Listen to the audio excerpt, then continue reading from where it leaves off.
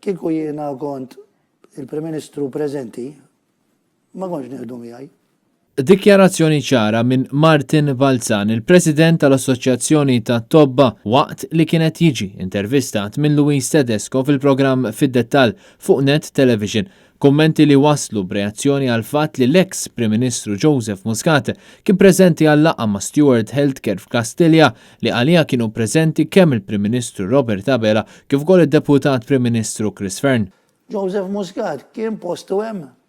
Jien ngħidlek le. Kif is-saga ta' Stewart qed tissokta, dan il-kuntratt qed jiswa lill-poplu Malti 1.5 biljun euro, flus li minnhom sa issa ma ħadna xejn lura. Din naqra ċalċu għalam il-ħut. Isa l-użura di li tant se tiġi Galja ma ħjarriġna 200 miljun mill-but u ma ċappasna maħat. Xħa il-poplu Malti tagħhom?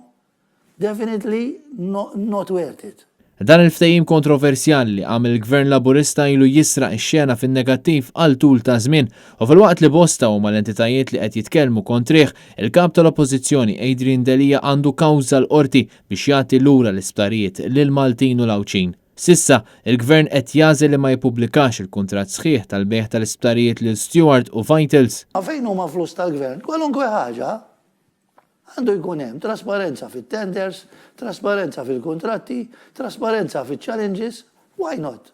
Jekk għamilt l-affarijiet sew, mhix għandek tibża. U fil-waqt li l-kontratti għadhom moħbin, il-flus tal-poplu Malti għadhom ħerġin. Ndunajna li Vitals kien ċajta goffa, ġifieri, meta daw bdew jiċkatlaw il-faċċata ta' St. Luke's. Kull min benadar jew għamel xi construction jaf li l-aħħar ħaġa li tagħmel hija l-faċċata. Mhux magħruf eżatt x'talbu ta' Stewart fil-laqgħa li kellhom ftit tal-jiem ilu ġewwa Kastilja.